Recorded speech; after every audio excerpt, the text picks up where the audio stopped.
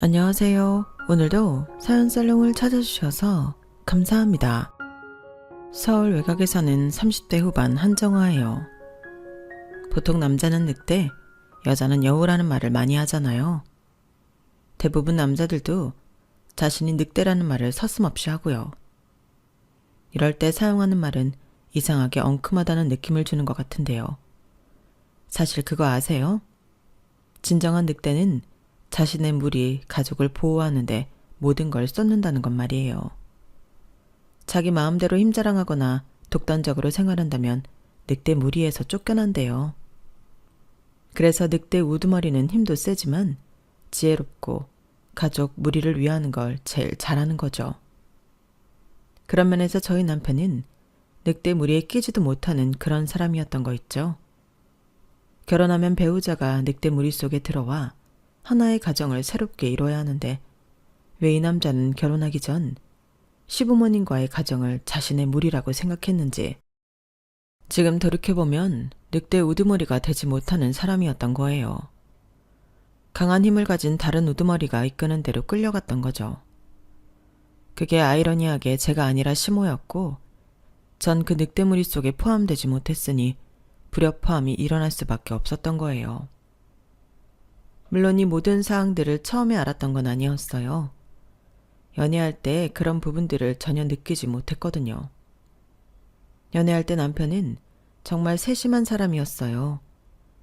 제가 금요일 저녁마다 야근이 많았는데 어느 날은 갑자기 사무실로 찾아왔더라고요. 손에는 제가 퇴근하고 늘 들르던 분식집 떡볶이가 들려 있었죠. 오늘은 일찍 퇴근하는 날이 아니야? 하면서 방긋이 웃었던 기억이 나요. 알고 보니 저희 팀장님께 몰래 전화해서 제 퇴근 시간을 물어봤더라고요. 그리고는 저희 회사 근처를 한참을 돌아다니면서 제가 좋아하는 분식집을 찾아다녔다고 하더라고요. 남들이 보기엔 별거 아닌 떡볶이 하나 사온 게 전부였지만 그런 소소한 배려가 참 좋았어요. 회사 일로 스트레스 받을 때면 그래도 이 사람이 있으니까 하는 생각으로 버틸 수 있었죠. 또 어느 날은 제가 중요한 프로젝트 발표를 앞두고 있었어요.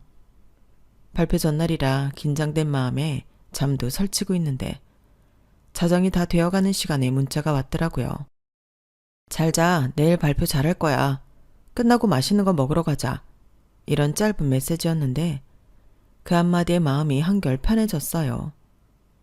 발표 당일 제가 일하는 건물 로비에서 기다리고 있더라고요. 점심시간에 맞춰서 일부러 회사 휴가를 내고 온 거였어요. 발표 끝나고 혼자 있음 더 긴장될까봐 옆에서 응원이라도 해주고 싶어서. 그런 말을 하는 남편의 손에는 종이봉투가 들려 있었는데요. 그 안엔 제가 긴장될 때마다 찾던 카페의 얼그레이 티가 들어있었어요.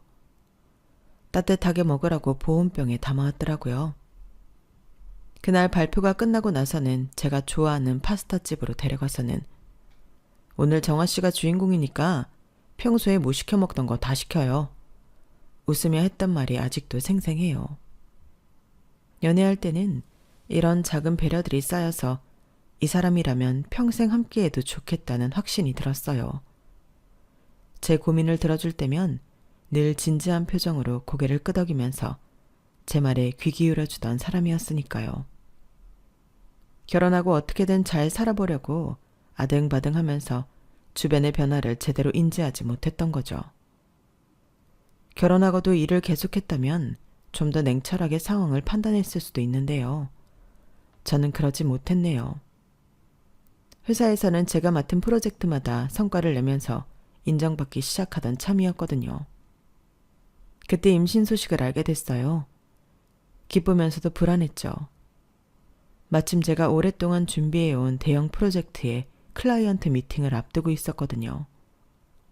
괜찮을 거라고 조금만 더 버티면 된다고 스스로를 다독였어요. 주변에서도 워킹맘으로 잘 살고 계신 분들이 많았으니까요. 하지만 현실은 녹록지 않았어요. 매일 아침 심한 입덧에 시달리면서도 커피로 버텼고 야근도 마다하지 않았죠. 그러다 결국 병원에서 유산 징후가 있다는 말을 들었어요. 그때 남편이 처음으로 강하게 나섰어요. 그러지 말고 그만둬. 그러다 네 몸도 몸이지만 아이도 잘못되게 생겼어. 저는 그때까지도 고집을 부렸어요. 지금 생각하면 한심하지만 그땐 정말 프로젝트가 더 중요하다고 생각했나 봐요. 내가 이 프로젝트 얼마나 준비했는지 알잖아. 이제 발표가 코앞인데 여기서 빠지라고? 그러면 성과고 커리어고 다 없어지는 거 당신이 누구보다 잘 아는 거 아니야? 남편의 목소리가 평소보다 한 톤 높아졌어요. 알아. 아는데 그렇다고 그게 우리 아이를 대신할 수는 없는 거잖아. 나한테 화만 내지 말고 의사 말 당신도 들어서 잘 알잖아. 여기서 더 무리하면 아이 잘못될 수 있다는 거. 당신 들어놓고도 나한테 이렇게 억지 부릴 거야? 체력이 그렇게 강인한 것도 아니었지만 잦은 야근에 정신 없을 무렵 천사가 찾아왔다고 하면 좋겠지만 솔직히 마음이 복잡했어요. 늑대 우두머리는 아니어도 늑대 본능에 충실했던 남편. 신혼 초라 둘이 같이 있을 때면 나름 성실했던 게 이유라면 이유였겠죠. 그런데 두 번째로 유산 징후가 보였을 때는 정말 무서웠어요. 회사에서 중요한 회의가 있던 날이었는데 갑자기 화장실에서 출혈이 있었거든요. 앉아있기도 힘들 정도로 아팠는데 옆자리 언니가 제 안색을 보고는 바로 병원으로 데려갔어요. 아이는 축복이자 선물이었지만 한편으로는 발목을 잡는다는 느낌도 있었어요. 유산기가 보이면서 더 무리하면 아이를 잃을 수 있다는 의사의 경고를 두 번째 들어야 했거든요.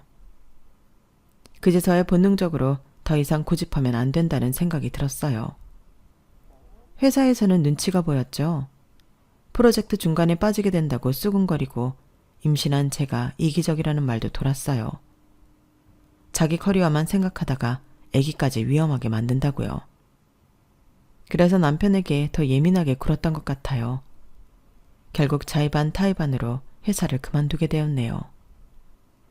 마지막 날 제 자리를 정리하면서 책상 서랍 안에 있던 승진 축하 케이크 사진을 보는데 갑자기 서러워서 눈물이 났어요.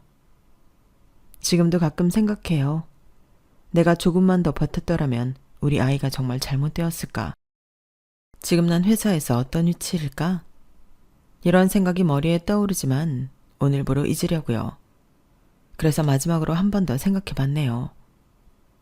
하여튼 그렇게 회사를 그만두고 나니 아이를 키우면서도 늘 머릿속에는 회사에 다니고 싶다는 욕망이 강했죠. 하지만 그마저도 마음대로 되지 않았어요. 큰애 예진이가 태어나고 나서부터였어요. 아토피인 줄만 알았던 게 희귀한 알레르기성 질환이었다는 걸 알게 됐죠. 그렇게 시작된 병원 생활. 자기야, 나 병원인데 저녁에 필요한 물품 좀 가져다 줘. 예진이 병원에 또 입원해야 한대. 전화기 너머로 남편의 한숨소리가 들렸어요. 또? 이번엔 왜? 그 또라는 말이 담긴 무게가 저를 짓눌렀어요. 겨우 1살 된 아이가 벌써 3번째 입원이었으니까요. 모르겠어. 지난번 발진 났던 게 문제가 있었나 봐. 다리에만 나는 게 아니라 장에도 난다고. 장에? 피부에 나는 게 왜 장에? 저도 이해하기 힘들었어요. 아이의 다리와 팔에 나타나는 발진은 이제 익숙해졌는데 장에도 같은 증상이 나타나다니. 의사 선생님 설명을 들을 때는 알았다고 했는데 남편에게 설명하려니 말문이 막히더라고요. 모르겠어. 이게 일반 발진이 아니라 뭐라고 말씀하시는데 정신이 없어서 그땐 알았다고 들었는데 기억도 안 나네. 여튼 이게 장에 나서 예진이가 계속 배 아프다고 한 거래. 더 심해지면 장이 꼬이고 큰 수술할 수 있다고. 뭐? 그 정도로 심각한 거야? 남편의 목소리가 달라졌어요. 평소에 피곤한 목소리가 아닌 진짜 걱정이 담긴 음성이었죠. 그래서 입원해서 약 먹으면서 금식해야 한대. 한 달이 멀다 하고 병원을 들락날락했어요. 밤새 가려움에 우러대는 아이를 안고 있다 보면 회사는커녕 잠도 제대로 못 잤죠. 그래도 크면 좀 나아질 거라는 희망을 품었어요. 하지만 둘째 예성이가 태어나고 나서 같은 증상이 또 나타나는 걸 보면서 정말 가슴이 무너졌어요. 의사 선생님 말씀으로는 유전적 요인이 있을 수 있다고 하더라고요. 그 말을 들으면서 내 잘못인가 하는 죄책감에 몇 날 며칠을 울었는지 모르겠어요. 결국 전업주부로 눌러앉게 되었죠.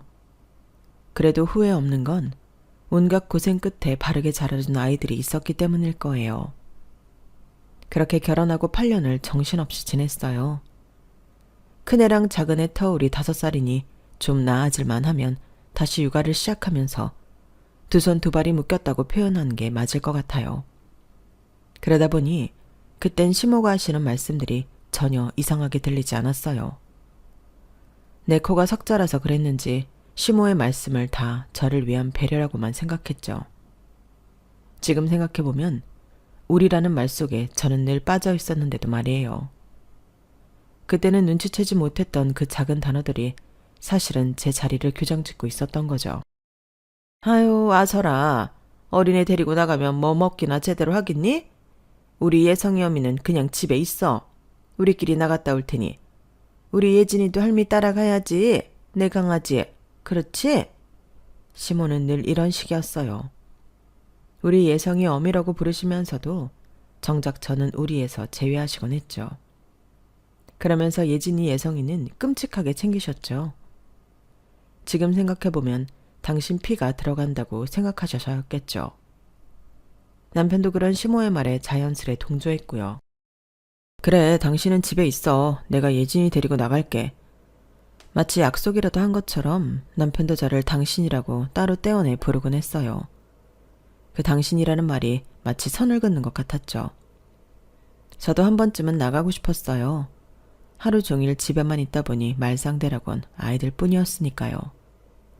간혹 용기를 내서 말을 꺼내보기도 했죠. 나도 바람 쐬고 싶은데 예성이 낮잠 잘 시간이니까 유모차에서 자라고 하면 되지 않나요? 그러면 시모는 마치 제가 이기적인 엄마 얘기라도 한 것처럼 말씀하셨어요. 그 목소리에 담긴 따뜻함 뒤로 날카로운 비난이 숨어 있다는 걸 그때 미처 알아채지 못했네요. 아우, 가뜩이나 우리 예성이가 몸도 약한데 유모차에서 자는 게 자는 거겠니? 그냥 편하게 집에서 자고 있어. 우리가 사다 줄 테니. 뭐 마시고 싶은 거 있으면 말해. 우리끼리 빨리 다녀올 테니까. 너도 그동안 좀 쉬어라. 애 키우느라 정신 없었을 텐데. 말씀하시는 내내 우리라는 단어를 강조하시면서도 그 우리 속에 저는 결코 포함되지 않았어요. 이를테면 이런 거였어요. 가족들끼리 저희 집이나 시댁에서 다 같이 저녁을 먹고 나면 시모는 꼭 우리 식구들 후식 타임을 가지셨어요. 차 한 잔을 하시면서 도란도란 이야기를 나누시는데 그 자리에 저는 늘 빠져 있었죠. 아이가 없을 때야 다 같이 나가는 게 크게 어렵지 않았지만 아이가 생기고 나선 조금씩 어려워질 수밖에 없었어요. 아이가 잠잘 시간이거나 어른들 식사가 끝나고 이유식을 먹이거나 또는 겨울에는 감기에 걸려 외출을 되도록 안 해야 하는 상황들이 원하든 원치 않든 생기기 마련이잖아요. 그럴 때마다 시모는 우리 식구들은 나가서 얘기하는 게 습관이 됐다면서 자연스럽게 저를 제외하셨어요.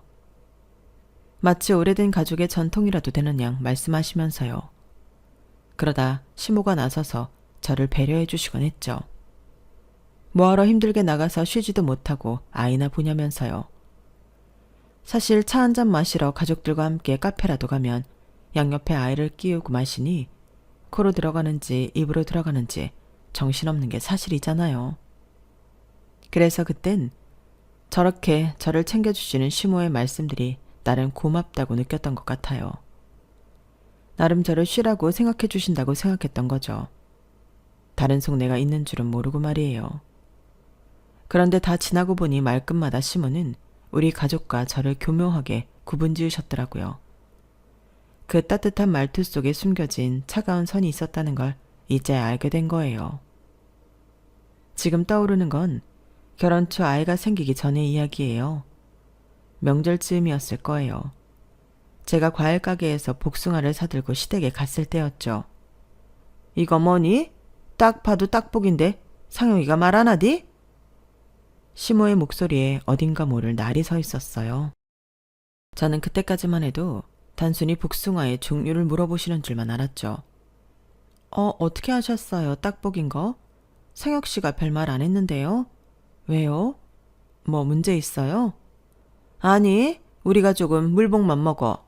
딱딱하면 복숭아가 무슨 맛이야? 물이 흐르듯 단맛이 충분히 들어가야지 복숭아 먹는 맛이 있는 거지. 상영이가 말 안 했다고? 어릴 때부터 우리 집에서 먹는 게 물복이었는데? 시모는 우리 가족이라는 말을 꽤나 강조하면서 말씀하셨어요. 마치 제가 그 우리에 속하지 않는다는 걸 확실히 하고 싶으신 것처럼요. 게다가 남편까지 거들었죠. 엄마 왜? 무슨 일인데? 아니 청아가 글쎄 떡볶이를 사왔잖니. 우리 가족 아무도 안 먹는데. 아 진짜? 나는 복숭아 사온다고 해서 당연히 물복 살 줄 알았지. 떡볶 먹는 사람도 있어? 우리 가족 다 물복 아니야? 남편의 말에 시모는 더욱 힘을 받으신 듯 했어요. 그러게 누가 아니라니. 우리 식구들 다 물복인데 누가 먹으라고 떡볶을 이렇게나 많이 사왔는지 싱싱하기만 하네. 먹다가 이빨 다 나가는 거 아닌지 몰라. 우리 식구들이라는 말을 하시면서 시모는 저를 빤히 쳐다보셨어요. 지금 생각해보면 그때부터였던 것 같아요. 시모가 저를 우리 가족에서 슬쩍슬쩍 빼놓으시던 게요. 심지어 남편도 그런 시모의 말씀에 자연스레 동조하면서 저는 점점 더 외톨이가 되어갔던 거죠. 가족이라는 이름의 동그라미 안에서 저만 살짝 비켜나 있는 듯한 그런 느낌이었어요. 복숭아 하나를 두고도 이렇게 우리와 너를 가르시는 걸 보면서 이게 단순히 과일 취향의 문제가 아니라는 걸 그때는 왜 몰랐을까요? 그런데 작년 가을, 며칠 전부터 시댁에서 분주한 기색이 느껴졌어요. 장보기도 평소보다 많이 하시고 집 청소도 하시고 시댁에 가까워서 오가며 자주 들렀던 편인데 갈 때마다 분주하시더라고요. 갑자기 이런 시댁 뭐 좋다고 자주 갔냐고 분명 뭐라고 하시는 분들이 계실 것 같은데요. 그땐 아이들이 할머니를 좋아해서 자주 가자고 했고 어머님도 아이들한텐 정말 끔찍하셔서 가게 되었던 것 같아요. 하여튼 그러더니 어느 날 남편이 갑자기 말하더라고요. 나 오늘 저녁에 집에 좀 가봐야 할 것 같아. 왜 무슨 일이 있어? 큰아버지 회갑이셔서 저녁 식사 같이 하신다고. 잠깐만, 큰아버님 회갑이면 다들 모이는 자리 아니야? 나는 왜 이제야 듣는 거야? 엄마가 당신한테는 이야기하지 말랬는데 괜히 신경 쓴다고. 애들도 아프고 힘들 텐데 쉬라고. 지금 그게 말이 돼? 내가 애들 엄마고 며느리인데 큰아버님 회갑인데 내가 빠진다는 게 말이 되는 소리야? 도무지 이 상황을 어떻게 이해해야 할지 모르겠더라고요. 그래서 바로 시어머님께 전화를 걸었죠. 어머니, 오늘 큰아버님 회갑이시라면서요? 말하지 말랬는데 귀엽고 말했나 보네. 맞아. 그런데 크게 잔치처럼 하는 것도 아니고 너 몸도 약하니까 신경 쓰지 말라고 이야기하지 말랬어. 어머니, 그래도 가족 행사인데 며느리가 빠지는 게 어딨어요. 친척들 오시면 다들 한마디 하실 텐데 저도 준비하고 갈게요. 안 그래도 되는데 몸이 아프다고 하면 우리 가족들은 다 이해해 주거든. 그래도 뭐 그러고 싶다면 6시까지 오렴. 일찍 올 건 없다. 시어머님은 잠시 당황하시더니 마지못해 허락하시는 것 같은 그 말투로 전화를 끊으시더라고요. 저한테는 6시까지 오랬는데 남편은 미리 가서 돕는다며 아이들을 데리고 시댁으로 가더군요. 저도 식사 시간에 맞춰가는 것보다 음식하는 건 못 도왔어도 음식 나르는 것이라도 도울 겸 남편을 따라 일찍 나섰죠. 시댁에 가까워질수록 복도에서부터 왁자지껄한 소리가 들렸는데 문을 열자마자 이상한 기운이 느껴졌어요. 분명 저보곤 식사 시간에 맞춰오라고 하시면서 준비할 것도 없다고 하셨는데요. 이미 친척들이 다 모였고 다들 음식을 만들고 나르느라 분주해 보였거든요. 테이블마다 네임택이 놓여있는 게 보이더라고요. 이상하게도 저희 가족 자리가 안 보이길래 두리번거리고 있었는데 시어머니 당황하신 듯 말씀하시더라고요. 어머 벌써 왔어? 아직 자리 정리도 안 했는데.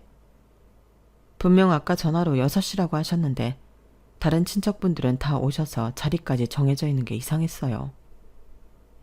어머니, 저희는 어디에 앉으면 될까요? 시어머님이 시누이랑 눈빛을 교환하시더니 아유, 자리가 저기 의자 놓을까? 구석에 있는 공간을 가리키시는 거예요.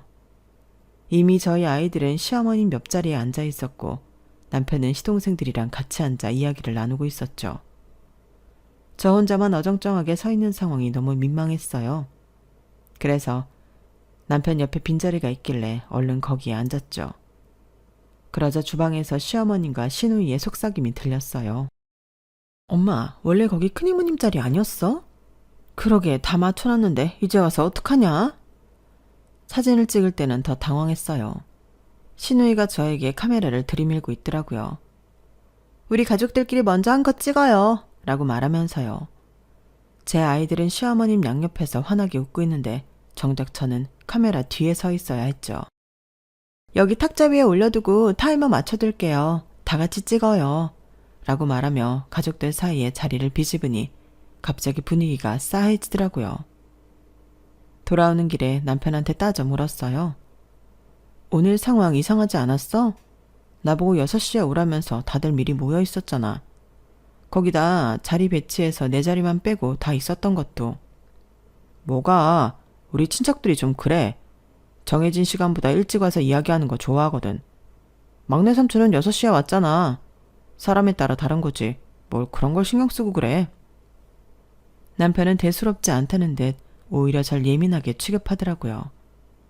더 따지긴 했었는데 우리 가족들이, 우리 친척들이 원래 그런다는 말을 반복하니 더 할 말도 있었죠. 자잘한 것들이 기억도 나지 않을 만큼 반복되었지만 그날 이후로 더 확실하게 알게 됐던 것 같아요. 제가 아무리 노력해도 우리가 될 수 없다는 걸요. 거기다 남편은 그걸 당연하게 여기고 있다는 것도요. 결정적인 건 그 다음에 일어났죠. 설날이 다가오면서 시모가 분주해졌습니다. 연말부터 시작된 수근거림이 점점 더 커졌죠. 시누이와 자주 다니더니 쇼핑백을 잔뜩 들고 오시곤 했어요. 어느 날 시모가 저에게 말씀하셨죠. 이번 설날에 우리 가족 다 같이 해외여행 가기로 했어. 여권 준비하고 있어야 해. 애들 여권 있지? 여행이요? 그래. 조상덕 제대로 보는 후손들은 명절에 제사상 차리는 게 아니라 해외여행 다닌다잖니. 올해부턴 우리 가족도 제사 싹 다 없애고 해외여행 다닐까 해. 나도 작년 다르고 올해 다르고 젊었을 때 좋은 구경 해야지. 나이 들면 다 소용없는 거야. 평소 시어머니는 제사를 중요하게 생각하시진 않았어요. 시아버님이 원하시니까 마지못해 하는 형식인데 언젠간 꼭 제사를 없애겠다는 말을 입버릇처럼 하셨죠. 그리고 그게 드디어 빛을 발휘했다고 생각했어요. 갑자기 제사를 없앤다고 하면 가족들도 이상하게 생각하고 아버님도 동의를 안 했겠지만 제가 결혼한 이후 어머님이 매년 하셨던 말씀이기에 가족들 모두 올 것이 왔다는 느낌이었던 것 같거든요. 더군다나 어머님이 이미 장소도 선정하시고 비행기표랑 숙박까지 예매가 끝났다고 말씀하시는 터라 가족 모두 별다른 토를 달지 않고 이번 연휴에는 해외여행을 간다고 생각했죠. 아이들은 아직 2년 전 괌에 다녀왔기에 여권에 문제가 없었어요. 하지만 저는 올해까지 만료라 내년 설 여행을 준비하려면 갱신해야 했죠. 시모는 신우와 이야기를 나눌 때면 들뜬 목소리를 숨기지 못하셨어요. 아유, 우리 예진이는 수영장 있는 호텔이라 좋아하겠다. 맞아요, 엄마. 예성이도 물놀이 좋아하잖아요. 그러니까 이번에 우리 손주들 물놀이 실컷 시켜줘야지. 어머니, 어디로 가는데요? 어디냐니? 설날 해외여행 간다고 말씀만 하시고 어디로 간다는 말씀은 안 해주셨잖아요. 내가 말 안 했다고? 다낭으로 간다고 분명 말했는데? 순간 이상하다는 느낌을 받았어요. 어머님은 분명 말씀하셨다고 했는데 전 처음 듣는 이야기였거든요. 그러고 보니 어머님이 해외여행 간다고 말을 꺼냈을 때 가족 누구도 어디로 가냐고 묻지 않았던 게 떠올랐어요. 순간 저 모르게 어머님이 평소에 말씀하시는 우리 가족끼리 진행했나 싶었지만 그냥 제가 예민했다고 지나쳤네요. 가족여행을 함께 다녀오면 달라질 거라는 막연한 기대가 있었던 것 같아요. 며칠 뒤 남편이 퇴근하고 들어와서는 아이들 방으로 가더니 서랍을 뒤적이기 시작했어요. 뭐 찾아? 애들 여권. 엄마가 확인하고 싶다고 하시네. 내가 어머님께 애들 여권 괜찮다고 말씀드렸는데 혹시 여행사에 넘겨야 해서 그래? 내 여권도 꺼내줘? 어? 아니야, 됐어. 그냥 엄마가 애들 것만 본다고 하셨어. 순간 찝찝했지만 이해가 되기도 했어요. 시모는 늘 그러셨으니까요. 제가 아무리 마음에 들지 않아도 손주들만큼은 끔찍이 챙기시는 분이었죠. 그래서 또 넘어갔네요. 설날이 다가올수록 시모와 시누이의 분주함은 커져갔어요. 이제는 아예 대놓고 제 앞에서 여행 이야기를 하시더라고요. 언니, 우리 예진이 수영복은 사이즈 어떻게 될까? 아, 예진이요? 요새 많이 컸는데 140은 되어야 할 거예요. 시누이는 그 말을 듣자마자 핸드폰으로 뭔가를 열심히 찾더니 시모한테 보여드리더라고요. 엄마, 이거 어때요? 귀여운데? 그래, 이쁘네. 우리 예진이한테 딱이겠다. 마치 제가 없는 사람처럼 대화가 오갔죠. 그때까지만 해도 전 이런 게 시모의 사랑 표현 방식이라고 생각했어요. 제가 못 믿어와서 손주들은 당신이 직접 챙기시는 거라고요. 그게 얼마나 순진한 생각이었는지는 그로부터 며칠 뒤에 알게 되었습니다. 설날 아침 우리 집은 여행 준비로 분주했어요. 이른 아침부터 예진이와 예성이는 들떠서 왔다 갔다 하고 있었죠. 시모와 시누이가 고른 예쁜 수영복을 입어보겠다며 한 번씩 갈아입을 때마다 거울 앞에서 싱글벙글 웃는 모습이 눈에 들어왔어요. 여행 전날 시부모님과 시누이가 아침 일찍 함께 출발하는 게 편할 것 같다며 저희 집에서 하룻밤 잤거든요. 엄마, 나 이거 입고 수영장 가면 되지? 예진이가 환하게 웃으며 물었어요. 마음 한구석이 쓰려왔지만 아이의 해맑은 미소를 보며 고개를 끄덕였죠. 남편은 거실에서 캐리어를 끌고 나왔어요. 여보, 여권은 다 챙겼지? 응, 애들 거랑 다 여기 있어. 남편이 여권 가방을 들어보이며 대답했어요. 시모는 아침 부산하게 움직이고 계셨어요.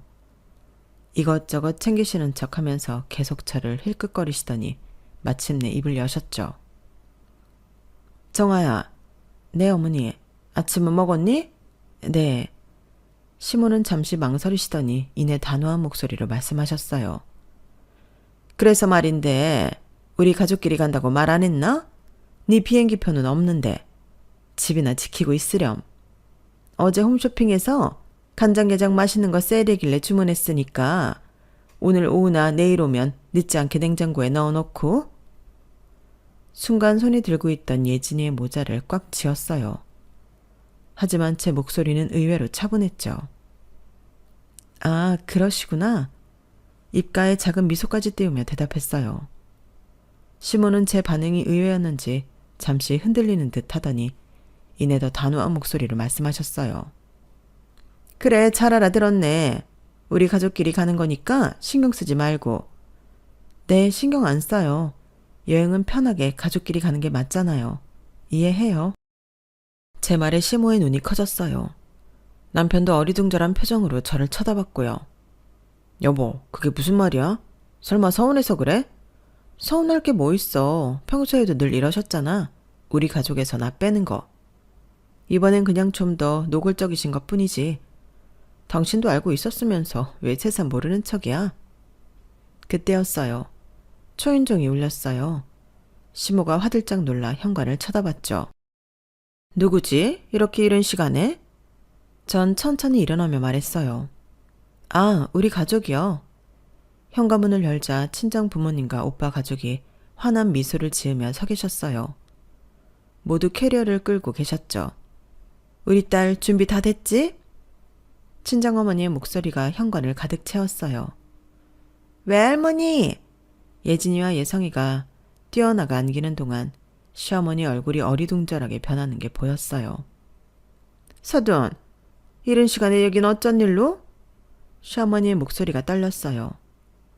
안녕하세요, 사돈. 오랜만이네요. 정아가 말 안 했나 봐요? 가족여행 간다고 전부터 준비해서 알고 계신 줄 알았는데? 어머, 어머님. 제가 말씀 안 드렸나요? 하긴 뭐 말씀 안 드려도 상관없잖아요. 가족여행 간다고 말씀하신 건 어머니시니까요. 그렇죠? 우리 가족도 이번 명절에는 여행 가기로 했거든요. 하와이로요. 전 일부러 우리라는 말에 힘을 주었어요. 하와이라고? 이번엔 남편이 놀란 목소리로 물었어요. 왜 문제 있어? 어머님 말씀대로 당신 가족들끼리 여행 가는 거고 난 우리 가족끼리 여행 가는 건데? 그 말에 남편이 당황한 듯 다시 묻더라고요. 여보 잠깐만. 이게 무슨... 아 맞다. 우리 예진이 예성이 엄마가 새로 산 수영복 있지? 그거 입고 가자. 할머니가 사주신 건 여기 두고. 아이들은 해맑게 고개를 끄덕이며 방으로 뛰어갔어요. 정아야. 남편이 안절부절 못하며 절 잡아 끌려고 하는데 친정 오빠가 말했죠. 뭐해? 빨리 안 오고. 비행기 시간 늦겠다. 시어머니 얼굴이 점점 굳어가더군요. 당신이 늘 말하는 우리라는 말로 선을 분명하게 그으니 머리가 복잡해지셨겠죠. 아니 사돈, 이게 무슨 경우입니까? 아침 대바람부터 오셔서 우리 가족 니네 가족 이게 무슨 상황인지? 참다 못한 시어머니의 목소리가 날카로워졌어요. 그때 친정어머니가 조용히 하지만 단호하게 말씀하셨죠. 제가 묻고 싶은 말이에요. 그동안 사돈께서 가족 행사 때마다 우리 딸 쏙 빼놓고 가족이 아니니 혼자 집에나 지키라고 하셔놓고 이제 와서 우리 가족, 니네 가족 이게 무슨 상황이냐고 물으시다니 그거 웃음이 나네요. 왜요? 내가 하면 로맨스, 남이 하면 불륜이라고 막상 당해보니까 생각이 바뀌시나 보죠? 장모님, 그게 무슨 말씀이세요? 저희 엄마가 언제 그랬다고. 정아야, 말 좀 해봐. 장모님이 크게 오해하신 것 같은데. 오해? 그래, 자네가 그렇게 생각하고 있으니까 가운데서 차준도 똑바로 하지 못하고 질질 끌려다닌 거겠지. 이 결혼 파탄엔 자네 책임도 있네. 알아? 파탄이라뇨. 그게 무슨 소리예요? 정아야, 장모님 지금 뭐라고 하시는 거야? 시간이 멈춘 것처럼 모두가 얼어붙었어요. 저는 천천히 가방을 열어 서류 한 장을 꺼냈죠. 아침부터 이런 상황이 올 것을 알고 있었거든요. 이혼 소송은 이미 접수했어. 어머님이 늘 말씀하시던 것처럼 우리가 아닌 다른 사람이 굳이 붙잡고 있을 필요는 없잖아? 여보, 이게 무슨... 갑자기 이혼은 또 왜? 남편의 목소리가 떨렸어요. 하지만 전 더 이상 흔들리지 않았죠. 갑자기라니 결혼 초부터 어머님 늘 그러셨던 거 당신도 알았잖아. 그래도 그땐 겉으로 이렇게 티내진 않으셨지. 근데 큰아버님 회급 때부터 시작해서 이번 설날 여행까지 대놓고 어머님이 우리에서 빼놓을 때마다 당신은 뭐 했어? 알면서도 모른 척 했잖아. 고마워. 덕분에 법원에 제출할 증거가 충분해서 수월하게 끝나겠어. 증거라니. 증거. 가족들 단톡방에서 제가 빠진 걸로 주고받은 대화들, 가족 행사 사진에서 매번 저만 제외된 것들, 이번 여행 준비하면서 나눈 대화들까지요. 다 캡처해뒀어요.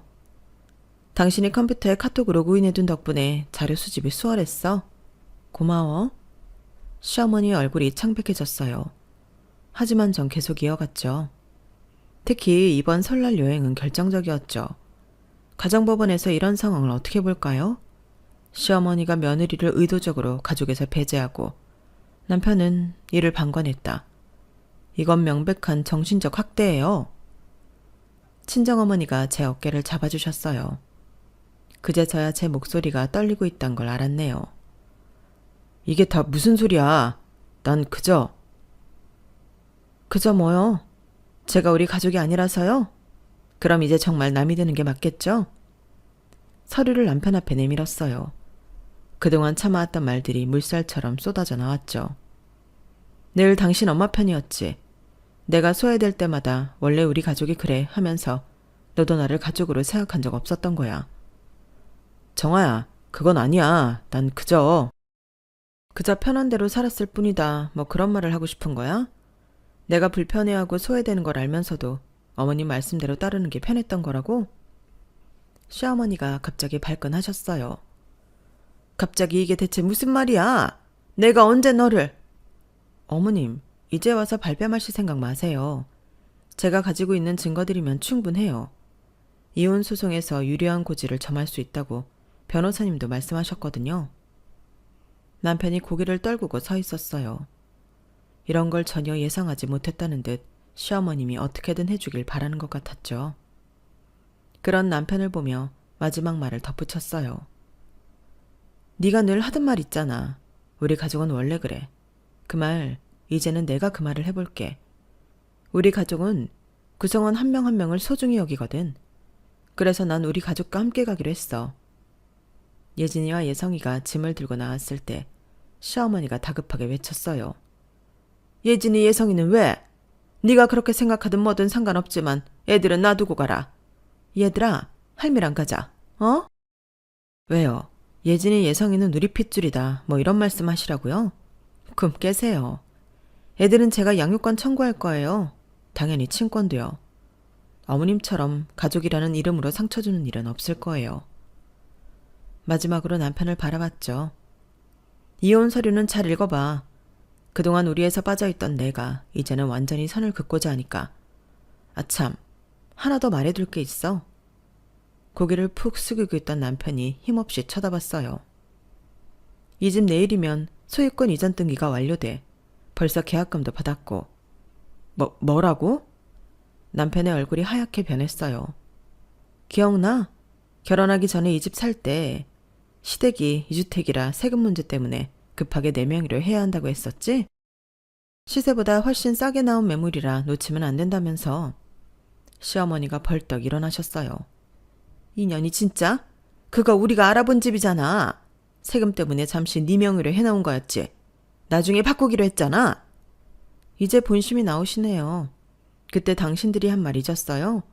공동명의로 바꾸면 또 세금 많이 나온다고. 이사가서 하자고 해놓고 왜 내 탓이라고 말하는지. 남편이 달려들어 제 팔을 잡았어요. 정아야, 이러지 마. 우리 집인데. 이거 놔. 착각하지 마. 법적으로 이 집은 내 단독 소유야. 이제 와서 우리 집은 무슨. 등기부 등본 확인해보면 명확하잖아? 시어머니 얼굴이 붉어지셨어요. 뭐, 그래서 하고 싶은 말이 뭔데? 우리 보고 나가기라도 하라는 거야? 당연히 나가야죠. 남의 집에 살 이유 없잖아요. 어머님 원래 이 사람이랑 단란하게 옆에 끼고 살고 싶으셨던 거 아니었어요? 소원 이루셨네요. 오히려 저한테 고마워하셔야죠. 희방하려니? 시어머니가 손찌검 하러 달려들었지만 친정 오빠가 막아섰어요. 남편은 마지막으로 애원하듯 말하더라고요. 정아야, 우리 다시 한번 생각해보자. 이러지 말고. 내가 잘할게. 어? 아들아, 정신 차려. 잘하긴 뭘 잘해. 내가 처음부터 그랬지. 집안에 여자 하나 잘못 들이면 이런 일이 생긴다고. 회사 그만두더니 몸은 또 왜 그리 약하대? 내 아들 등골 빼먹으면서 이제는 집까지 뺏어가겠다고? 시어머니의 목소리가 도끼를 품은 듯 옆에 친정엄마가 계신 것도 잊으신 채 악랄하게 내뱉으시더라고요. 내가 얼마나 말렸었는데 저런 애랑 결혼해봤자 이득될 거 하나 없다고. 아, 봐라. 결국 내 말이 맞지? 아휴, 집안에 여자 하나 잘못 들여서 이게 무슨 망조래. 이때 조용히 지켜보시던 친정어머니가 한 발짝 앞으로 나서셨어요. 망조는 무슨, 이 옆에 내가 노망이 났나. 자식을 결혼시켰으면 잘 독립하도록 놔두어야지. 다 큰 자식 뒤에서 이렇게 조정하니까 이 사단이 난 거 아니야. 정아야, 결정 잘했다. 이런 집구석에서 더 고생하느니 말이야. 친정어머니는 시계를 보시더니 천천히 현관으로 향하셨어요. 자, 이제 그만 가자. 비행기 시간 늦겠다. 어머님은 아들 옆에 끼고 원하시던 대로 잘 사시면 되겠네. 그러게, 이제 진짜 시골길이 사실 수 있잖아요. 뒤에서 시어머니의 고함 소리가 들렸지만 더 이상 신경 쓰고 싶지 않았어요. 이제 저한텐 제 진짜 가족이 있으니까요. 비행기 안에서 창밖을 내다보는 예진이와 예성이를 보고 있으니 마음이 복잡해지더군요. 조금 전 일도 이제는 마치 먼 일처럼 느껴졌죠. 시어머니가 처음 설 연휴 여행을 말씀하셨을 때부터 이상했어요. 평소랑은 조금 달랐거든요. 늘 우리 가족이라고 하시면서도 이번엔 유독 제게 말씀하시는 게 불편해 보이셨달까요? 마치 제가 알면 안 되는 비밀을 말씀하시는 것처럼요. 남편이 퇴근하고 늦게 들어와서 노트북을 켜고 뭔가를 보다가 잠들었던 날이었어요. 궁금한 마음에 화면을 봤더니 카카오톡이 켜져 있더라고요. 보면 안 된다는 걸 알면서도 시댁가족 단톡방이 눈에 들어왔어요. 제가 포함된 단톡방이 아니더라고요. 이번에 우리 설날은 특별하게 보내자. 다들 여권 준비하고. 오빠, 다낭 호텔 사진 좀 보내줘. 어울리는 옷 좀 세팅해두게. 여기 수영장 좋아 보이지? 우리 예진이 예성이가 정말 좋아할 거야. 응, 그러네. 애들도 데리고 갈 거면 차라리 애들 맡길 수 있는 데로 가는 게 나을 뻔했어. 요즘 그런 곳 많던데. 아우, 아서라. 내 새끼를 어디다 맡겨? 우리 가족끼리 같이 다니면서 추억 만들자는 건데. 하긴 말도 잘 듣고 착한 편이라 별다르게 수고할 건 없으니까. 다른 건 몰라도 애들 하나 잘 키웠어. 그거라도 해야지. 지가 할 일이 뭐 있다고. 근데 정말 언니한테 말 안 해도 돼? 언니도 가는 줄 알고 이것저것 준비하는 것 같은데? 준비하던 말던 내가 알게 뭐야. 난 분명히 우리 가족끼리 간다고 말했어. 눈치가 있으면 알아듣겠지 뭐. 그나저나 상혁아, 너 혹시나 실수하지 마. 기분 좋게 떠나려면 정화는 몰라야 해. 괜히 여행 전에 알게 되면 골 아프니까 입단 속자라고. 알았어, 말 안 했어. 그런데 서운해하면 어쩌지? 어쩌긴 뭘 어째. 선물이나 선심 쓰는 척 사다 주면 되는 거지. 해외여행 비행기 표값이 얼만데? 가족 외 사람까지 데리고 가니? 여하튼 입단속들 잘해. 가슴이 덜컥 내려앉았어요. 시어머니는 그렇다 쳐도 그 모든 대화를 보고도 동조했던 남편에 대한 배신감이 생각보다 컸죠. 중간에서 제대로 된 역할을 못한다는 건 알았지만 이 정도일 줄 정말 상상도 못했으니까요. 그날 밤 잠도 안 오고 머리가 복잡했어요. 문득 작년 큰아버님 회갑 때의 일이 떠올랐죠. 그때도 이런 식이었어요. 다들 미리 모여서 자리 정하고 사진 찍고 저만 쏙 빼놓고요. 그동안 얼마나 많은 우리 가족 모임에서 제가 제외됐었는지 하나둘 기억이 떠오르더라고요. 다음날 시어머니가 자주 이용하신다던 여행사 사이트에 들어가 봤어요. 남편 노트북에서 본 카톡에 여행사 이름이 있었거든요. 설 연휴 다낭 단체 패키지를 검색하다가 우연히 신우이 인스타그램을 보게 됐어요. 드디어 대학 완료, 샵 설 연휴, 샵 다낭여행, 샵 가족여행, 샵 7인 예약. 가슴이 싸늘해지더군요. 7인이라 시부모님 시누이 부부 남편 그리고 애들, 정확히 저만 빠진 인원이었죠. 댓글엔 시어머니가 남기신 이모티콘도 보였어요. 이제는 정말 확실해진 셈이었죠. 화가 치밀어 올랐지만 이상하게도 마음은 차분해졌어요. 이제는 제가 행동해야 할 때라는 걸 깨달았던 거죠. 마음 먹고 나니 마치 그래야 하는 것처럼 모든 게 착착 돌아갔어요. 며칠 뒤 친정 엄마에게 전화가 왔거든요. 이번 명절에 이모네 같이 갈래? 이모? 막내가 비행기표 보내줄 테니까 오라고 그러는데 네 생각나서 전화했어. 명절이라 시간 빼기 어렵나? 박사방도 같이 가면 좋은데 안 되면 너라도. 박사방은 안 갈 거고 나랑 예진이 예성이랑 갈 수 있어. 진짜? 그래, 알았어. 그리고 변호사를 만나러 갔죠. 큰아버님 회갑 때부터 차곡차곡 모아둔 사진들, 제가 빠진 가족 모임 기록들, 그리고 이번 여행권까지. 변호사님은 이런 지속적인 정신적 학대가 이혼 소송에서 중요한 증거가 될 거라고 하시더라고요. 집 문제도 걱정했는데 오히려 그게 더 단단했어요.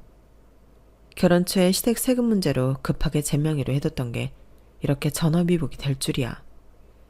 등기부 등본 찾아보니 8년 내내 제명이 그대로더라고요. 바꾸자고 했는데 안 바꿨다고요? 그럼 더 좋네요. 법적으로는 명백한 단독 소유예요. 변호사님 말씀에 가슴을 쓸어내렸죠. 양육권도 마찬가지였어요. 두 아이 모두 희귀 알레르기성 질환이 있고 그동안 전업주부로 헌신적으로 돌보셨다고요? 이런 특수한 상황에서 어머니의 양육이 필수라는 건 법원에서도 충분히 인정할 겁니다. 친정에서도 적극적으로 도와주셨어요. 아무래도 저 혼자 결정할 문제는 아니라고 생각해서 변호사를 처음 만났던 날, 친정 식구들에게 사실을 알렸거든요. 당장 시댁에 쫓아간다는 친정엄마를 말리느라 애를 먹었지만 속은 시원했죠. 든든한 내 편, 내 가족이 있다는 게 이렇게 든든하다는 걸 새삼 알았던 거죠. 친정엄마가 찾아가 따졌다면 그 순간 속은 시원했겠지만 확실한 복수를 할 수 없다는 생각에 말렸는데 그게 결과적으로 더 좋았던 것 같아요. 친정오빠는 자신이 운영하는 회사에서 일자리도 제안해 주더라고요. 정아야, 네가 예전에 회사에서 성과 냈다며? 우리 회사 마케팅팀에서 일해볼래? 처음엔 시간제로 시작해서 아이들 돌보면서 천천히 적응해보고. 하와이 여행을 다녀오자마자 전 새집으로 들어갔어요. 이미 다 준비해둔 거였죠. 집을 내놓으면서 친정 근처로 이사갈 집도 계약해뒀거든요. 그동안 가족이라는 테두리 밖에서 겉돌았던 외로움이 하와이 가족여행으로 모두 깨끗하게 사라졌다는 게 신기했어요. 진짜로 내가 소속된 곳, 진정한 가족의 의미를 깨닫고 나니까 그동안 받았던 대우가 주마등처럼 스쳐 지나가더라고요. 지금 생각해보면 우습네요. 제가 처음에 했던 늑대 이야기 기억하시나요? 진정한 늑대는 자신의 무리, 가족을 지키기 위해 모든 걸 쏟는다고 했었죠. 그런데 전 지금까지 잘못된 무리에 속하려고 안간 힘을 썼던 거예요. 힘도 없고 지혜롭지도 못한 늑대를 따라가면서 그 무리에 끼워달라고 애원했던 거죠. 이제는 제가 우두머리 늑대가 되어 우리 아이들을 지키려고 해요. 남편은 당연히 이혼할 수 없다며 변호사를 선임했어요. 시어머니도 제 뜻대로는 절대 안 된다고 고함을 지르시더라고요. 하지만 전 너무 잘 알아요. 시어머니가 돈 쓰는 걸 얼마나 아까워하시는지. 변호사 비용 나가는 걸 보면 얼마 못 가 합의 이혼하자고 하실 거예요. 이제는 우리라는 말의 의미도 달라졌어요. 제 곁에는 진짜 제 편이 되어주는 사람들이 있으니까요. 더 이상 거짓된 무리에 기웃거리지 않아도 돼요. 이게 바로 진정한 늑대의 모습 아닐까요? 자신의 진짜 가족을 지키기 위해서라면 때론 낡은 무리를 과감히 떠나는 것도 필요한 거겠죠. 그러고 보니 시어머니도 참 우스운 분이에요. 늘 우리 가족을 입에 달고 사시더니 정작 가장 소중한 손주들의 양육권까지 잃게 생겼으니까요. 본인 고집으로 손주들과도 멀어질 거면서 끝까지 제 의견을 무시하고 싶으신가 봐요. 뭐 좋으시다면 변호사 비용 더 내시라고 할 생각이에요. 전 소송을 그만둘 생각이 없으니까요.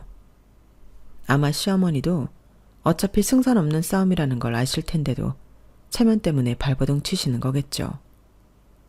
전 이제 그런 허상에 더 이상 시간 낭비하고 싶지 않아요. 제 진짜 무리, 제 진짜 가족들이 기다리고 있으니까요. 혹시라도 저처럼 가족이 아닌데 가족이라는 허울 때문에 망설이시는 분들이 계시다면 제 이야기가 진짜 내 가족을 찾아가는 작은 힘이 되었으면 좋겠네요. 들어주셔서 감사합니다. 건강하세요. 여러분, 사연 댓글에 응원과 현명한 조언 부탁드려요. 좋아요와 구독은 저에게 큰 힘이 됩니다. 오늘도 좋은 일 가득하세요.